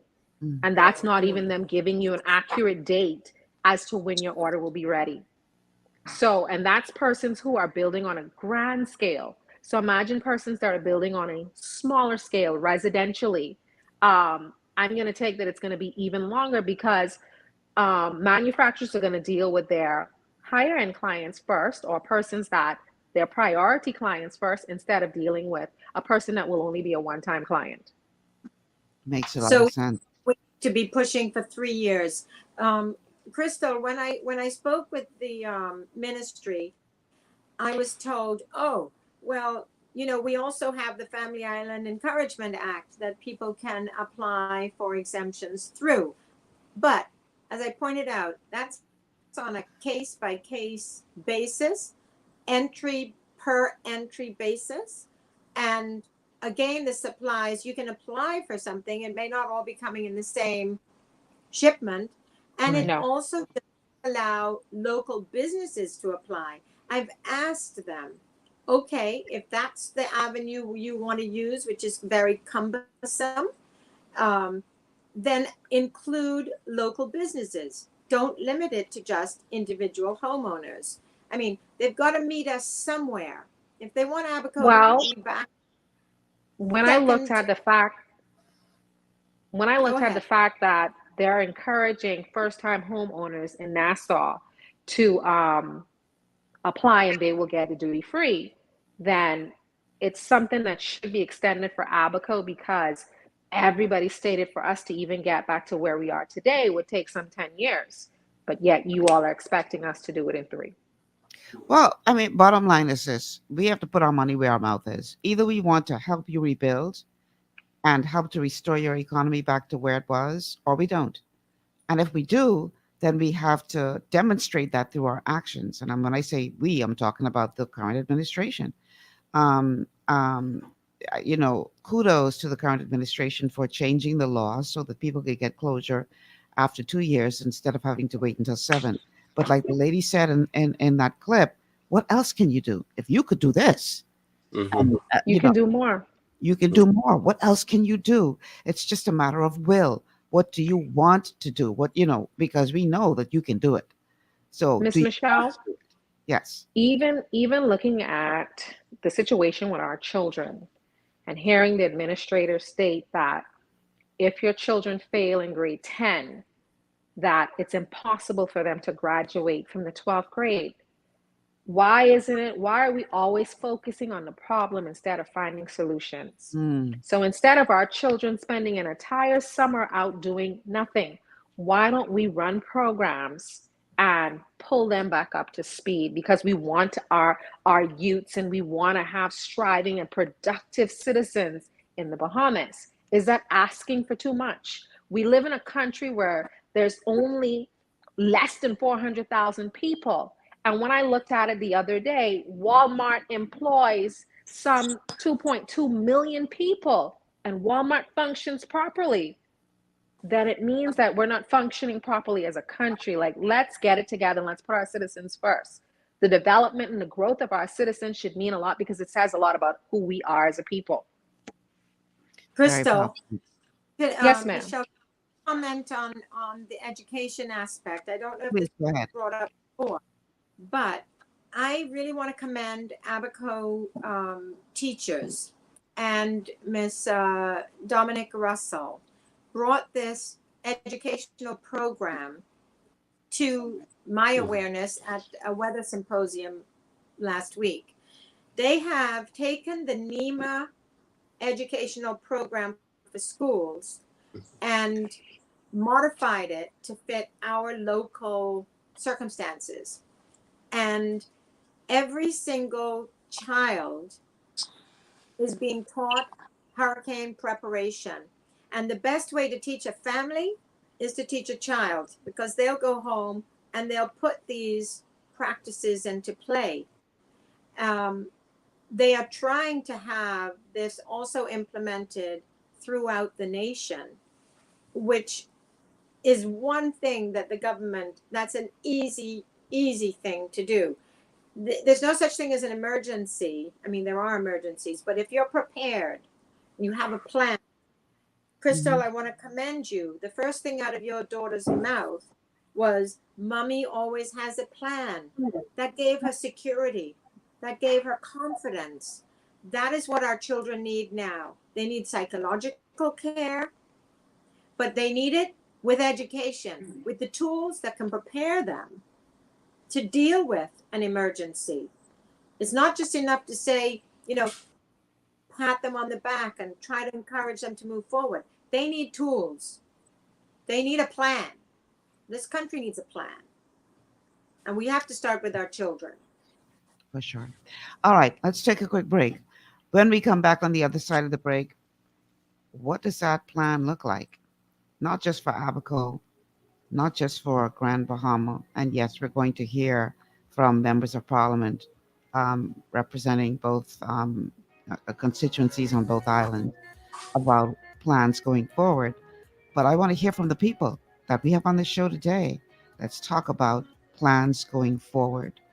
Um, because we can't just keep doing the same thing over and over again and expecting a different result. We all know what that means. Stay with us. This is GPS. We'll be back after these words from our sponsors. Understanding your microbiome, also known as your gut ecosystem, can change everything you thought you knew about nutrition, digestion, immunity, and metabolism. Keeping your gut ecosystem healthy and balanced is essential. Ultimate Microbiome by Longevity was specifically formulated to optimize this ecosystem.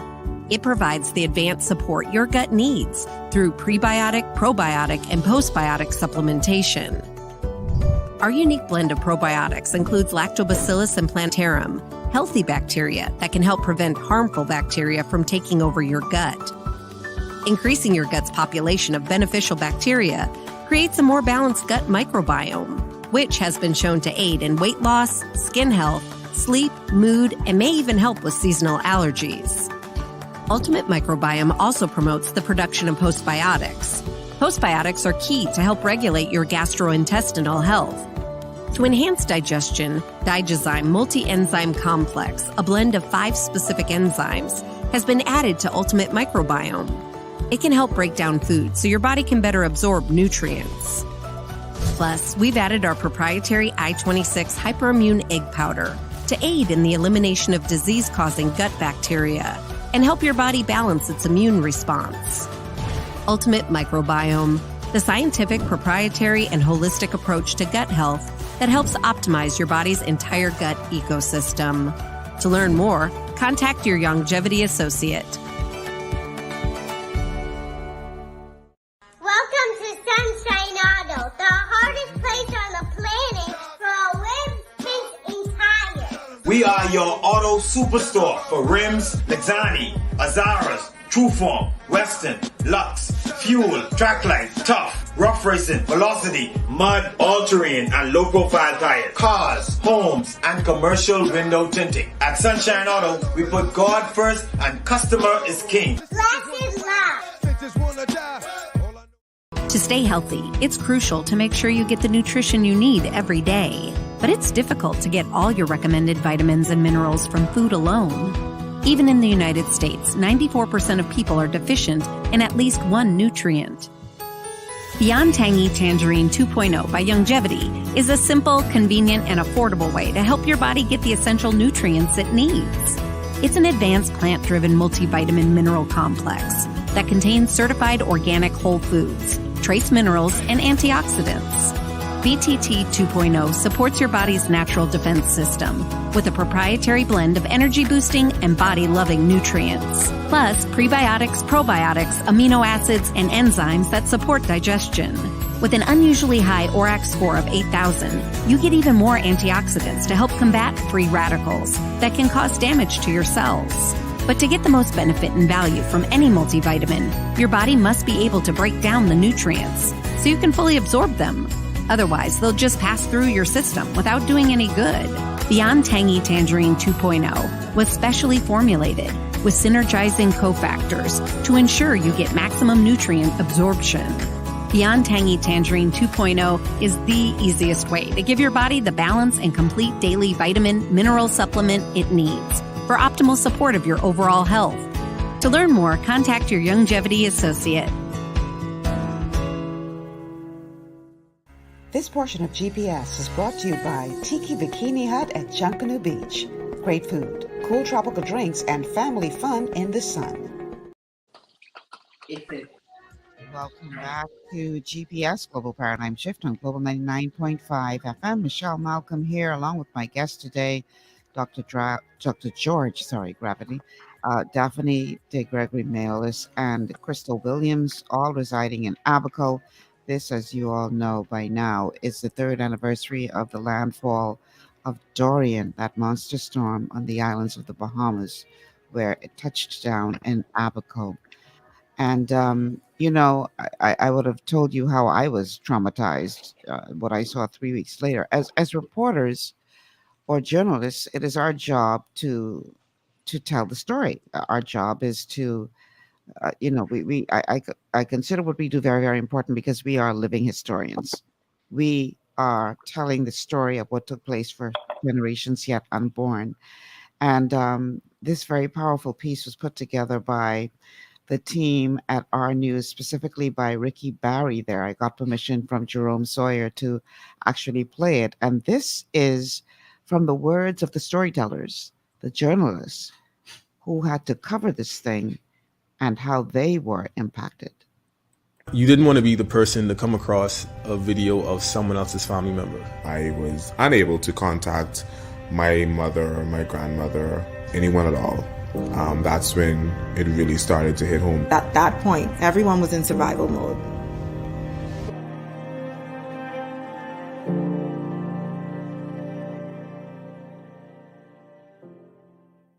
It's been 3 years since Hurricane Dorian, and I've been doing this about 17 years. And even to this day, I can say it's been one of the most, or perhaps the most traumatic, depressing, and worst experiences or assignments I've ever had to cover. Aaron Treasure, key Abaco, there were scores of people holding on to. You go there and it just is like, where am I?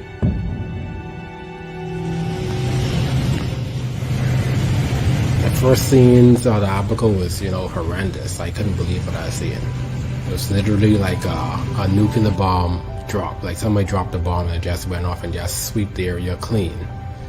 And there was pretty much water everywhere as far as the eye can see. Seeing like children's toys and clothing on the floor as well, I was heartbroken. Dead animals, people as well. What the sick? Boy, not going. Oh my God, it didn't even reach yet.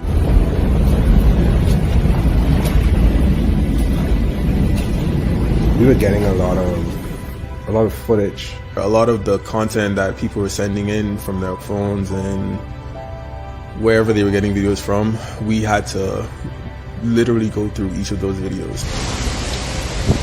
The first few was just people going outside.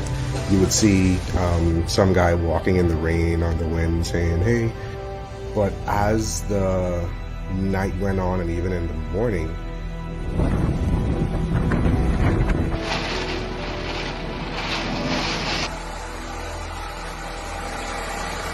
at that time, you didn't want to be the person to come across a video of someone else's family member. Especially when names started coming in of people who were missing. And a lot of those names were people from East Grand Bahama. And I have family in East Grand Bahama. So there's always that fear whenever there's a new batch of names coming in. And I'm just scanning through the graphics, scanning through the names, trying to figure out if it's somebody I know. Berthany was a part of another media house. He's from Abaco. His mother works in Marsh Harbor. So we were looking for his mother at the same time. Which was a complete nerve-wracking experience because you didn't know if she was... I just didn't know. Megan was in Abaco, and I remember before we lost signal, she just was saying, Natalia, this isn't good.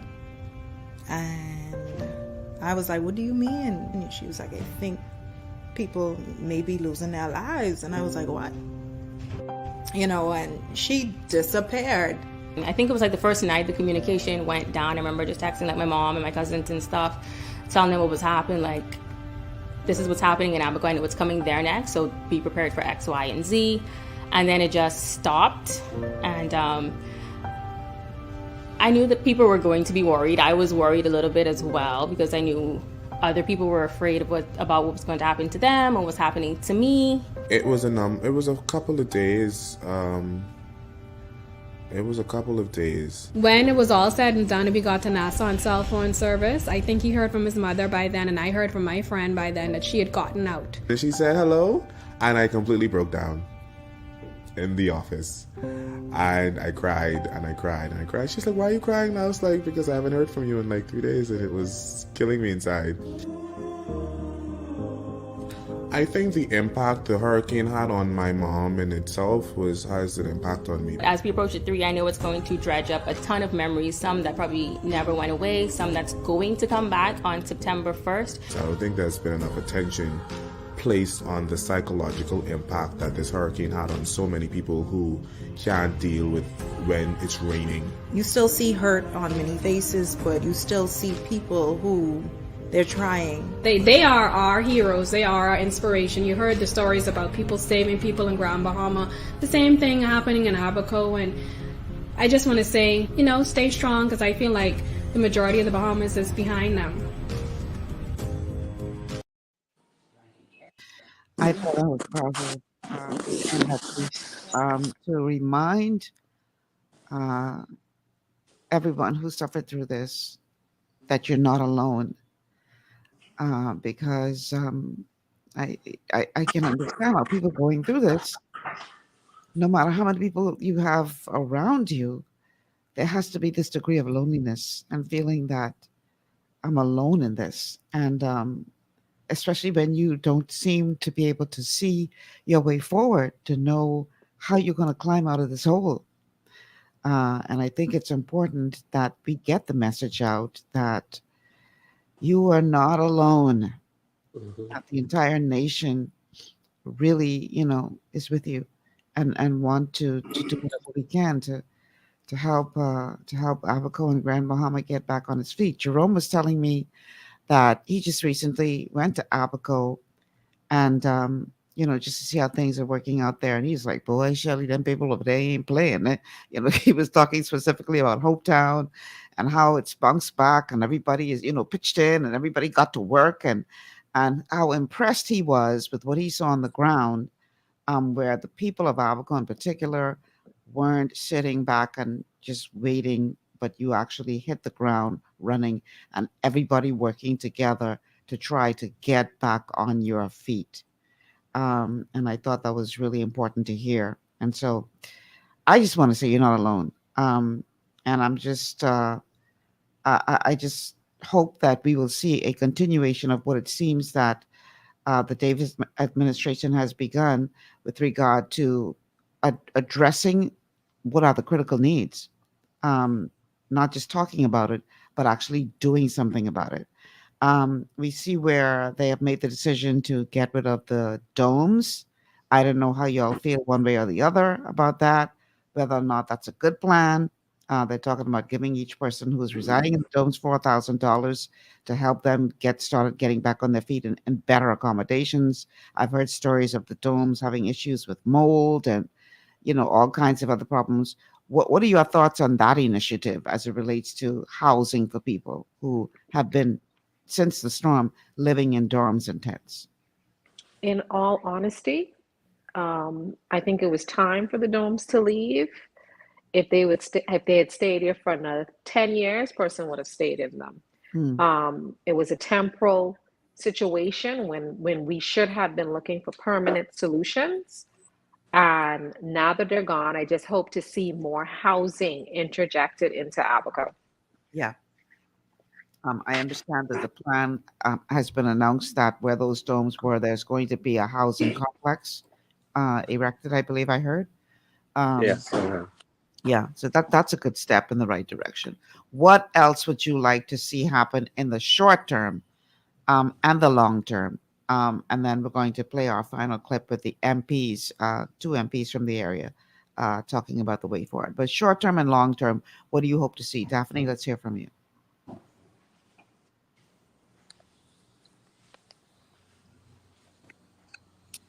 Short term, Michelle, I think the most important thing is for the extension of the Sayers order. Absolutely. Second of all, there needs to be a continuation of the cleanup of the debris that is still posing a threat to the properties around them. Today, there are 21 derelict buildings still left as Dorian left them, from the airport circle going to the ferry dock. This has a negative psychological impact on the community, and as we're in hurricane zone, poses a threat. We need to deal with our waste management, which is a possible contamination to our water table, which is our most precious commodity that needs to be properly managed. And again, I want to get back onto education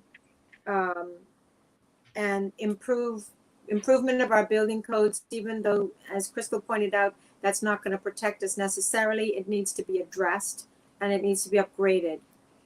Education and a proper hurricane shelter needs to be designed and used as a template throughout the country. Needs to be properly designed by people who know how to design them, who have the expertise. Dr. Gravity, what are your thoughts in terms of short-term and long-term? What would you like to see happen there? Sorry, that's charity. Charity, what did I say? Yeah. Gravity. Oh my Yes. goodness. Sorry about that, Dr. Charity. Short term, education, emphasis on education and the kids. Definitely emphasis on building at least one proper shelter. And a stimulation for the small business in the community. Okay. And Crystal, let's hear from you. Back to what Miss Daphne was saying earlier. So I have spoken to tourism, and I do feel that if we catch our kids from the younger years and teach them how to be cleaner, how not to litter, what litter does to your area, because we are in global climate changes now, children kind of tend to teach you more, like, Mommy, don't throw that out the window, that's wrong, or I just want to see that implemented a little bit more, as well as I'm trying to work with local government and local businesses where we can catch our children from the 7th grade and beyond, where we can actually do a workshop and have them do a little hands-on with basically whatever field that they're planning to go into, because every child won't be academically inclined. But if we kind of show them, this is basically what this job does, and this is how you perform at this job, and they can understand the work world, I just feel as if we can catch them before they get lost in the streets and end up gangbanging or smoking or hanging out with bad company. I just feel like it takes a community or a village to raise children. All right, I want to read a comment from someone on our WhatsApp line. It says, Ms. Malcolm, as a country, the Bahamas has failed to provide the necessary safety and security measures to handle emergencies and crises. Where are the real hurricane shelters that have been promised from Grand Bahama citizens? Okay, I want to play our final clip. Let me see if I see any messages first on Facebook that we want to bring up. I'll read one or two messages. It says, this one says, many don't believe in government assistance, much less mental health specialists and counselors. People don't know they are traumatized. It's their normal to struggle. All right, let's go to the final clip. So in this clip, we hear from members of Parliament, Ginger Moxie and John Pinder, about steps to be taken going forward. Prior to being in office, helping people in need is what I did. So I ran a nonprofit organization called 700 Partners, and that's what it was for, to help people in need. So we did many programs and initiatives and community-related projects that assisted people in need. Really, I would say that the introduction of the new unit in the Ministry for Grand Bahama called CoLab, Partnerships for Development, is like 700 Partners on steroids, because it really is an initiative aimed at bringing people together to make a difference. If we do not come together, nothing will happen. And so it is a unit that involves NGOs, businesses, other government agencies, and the community at large to assist with the basic needs of residents. And that basic needs really came about because of Dorian. Because what Dorian did, it took us to ground zero. It's as though we are starting all over again. And so many people are in need. They were in need when we won in September 16th last year, and many are still in need. And so for me, that is what's most important. How do we help those who need it the most? So I always take things from a multi-pronged approach, whereas yes, I am petitioning the different ministers and ministries to get certain things done, but I'm also working with on-ground nonprofits and creating a master foundation. It will be called the Great Abaco Foundation, to assist other communities that aren't as blessed as we are with the foreign financial resources. So at the end of this, by the end of next year, we'll have that fully set up, and that'll be a provision to help whoever is left in rebuilding, scholarship funds, and put a fund together for hurricane preparedness for future storms, because we live in an archipelago, an island nation, and this will occur again. We're going to make sure that we're very prepared and make sure our people have the resources to bounce back immediately. Okay, as you all know, hurricane season is upon us once again. So God forbid, we got to pray hard that we don't get hit with anything else. We can't take no more. All right, so I'm going to give each of you 1 minute to give us your final thoughts. Dr. Charity, let's start with you. Let us not let the events and the deaths of Hurricane Dorian go in vain. Let us learn our lessons, and let's plan for the future. Okay, that was concise. You didn't take a minute, but anyway. Thank you so much, Daphne. Your thoughts, your final thoughts. My final thoughts are: tell us, show us. We need to have action on the ground. We need to have the support, and we need to have those SARES orders reinstated for a minimum of 2 to 3 years so that Abaco can move forward. I'd also like to appeal to the SMEs, the business community, to join the Abaco Chamber of Commerce so that we can speak with all voices. And that is open to all business people, from taxi drivers, hairdressers, shop owners. The chamber needs to represent all levels of business. So please join and take a role in shaping Abaco for the future. All right, thank you. Crystal, last thoughts. I want to say thank you to every person that connected with persons here in Abaco that would have either given monetary support or mental support, because after Hurricane Dorian, I don't have anything in my life that I had before Dorian. Not one thing was I able to save. But when I look at what Dorian did for our island, it allows me to know that God is bigger than everything, because people came from near and far to assist the people of Abaco, and people are still continuing to help us. So that is only by the grace of God. And I just want to say thank you to everyone that continues to love us.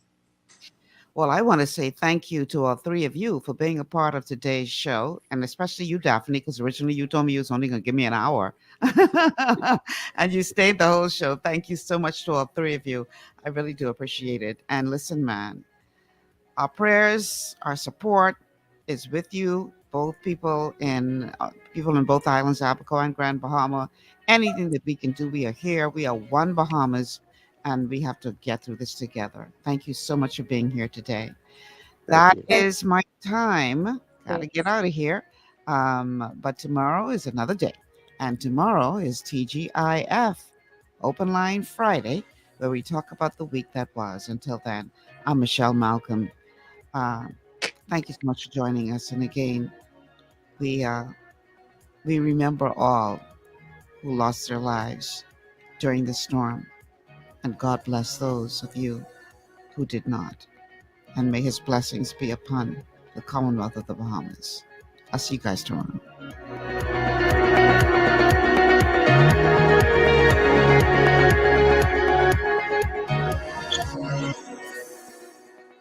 Global 99.5 FM reminds our listeners that the views and opinions expressed on this show are